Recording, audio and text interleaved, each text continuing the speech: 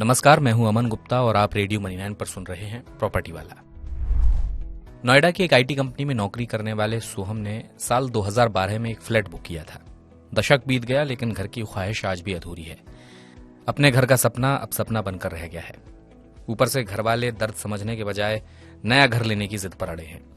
माँ बाप बीवी बच्चों की जिद के आगे बेबस सोहम मकान की तलाश में जुट तो गए हैं, लेकिन मन में कहीं ना कहीं पैसे डूबने का डर भी है।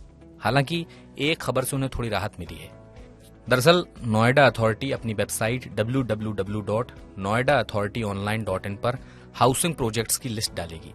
इससे घर खरीदारों को पता चल पाएगा कि कौन से प्रोजेक्ट्स में घर खरीदना सही रहेगा और कौन से प्रोजेक्ट्स में पैसा फंसने का खतरा है।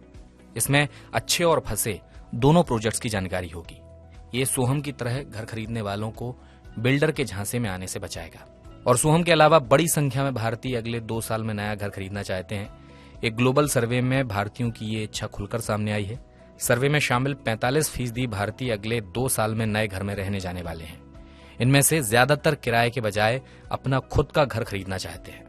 हालांकि घर लेना इतना आसान भी नहीं है। प्रॉपर्टी की बढ़ती कीमतें इसकी वजह है।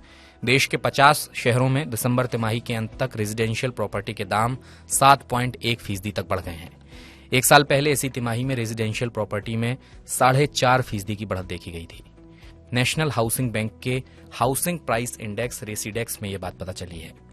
महंगाई का आलम यह है कि जेवर एयरपोर्ट के पास की जमीनों के रेट भी तेजी से बढ़ाए गए हैं। यमुना प्राधिकरण ने जमीनों की कीमतों में 40% का इजाफा किया है। यहां रेजिडेंशियल प्लॉट के लिए 18,510 रुपए प्रति वर्ग मीटर के बजाय 24,600 रुपए प्रति वर्ग मीटर का भुगतान करना होगा। इसके अलावा ग्रुप हाउसिंग, ऑफिस, धार्मिक स्थल और बिजली घर बनाने के लिए भी जमीनों के दाम बढ़ाए गए हैं। तो शहरों में इतने महंगे घर हैं, इसलिए अब छोटे शहरों में अफोर्डेबल हाउसिंग की डिमांड बढ़ रही है। प्रॉपर्टी बाजार के जानकार कह रहे हैं कि कई नामी बिल्डर्स अब छोटे शहरों में प्रोजेक्ट शुरू कर रहे हैं। इन शहरों में अफोर्डेबल हाउसिंग सेगमेंट में ज्यादातर लोग अपना मकान खुद बनवाते हैं। ऐसे में वे कई चीजों की तैयारी करने के बाद लोन के लिए आवेदन करते हैं और इस वजह से ब्याज दरों को लेकर भी वो ज्यादा नहीं सोचते।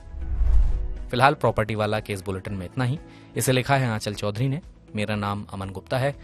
आप मनी 9 का ऐप जरूर डाउनलोड कर लीजिए, क्योंकि बहुत सारा एक्सक्लूसिव कंटेंट आपको सिर्फ वहीं मिलेगा। चलता हूं, नमस्कार।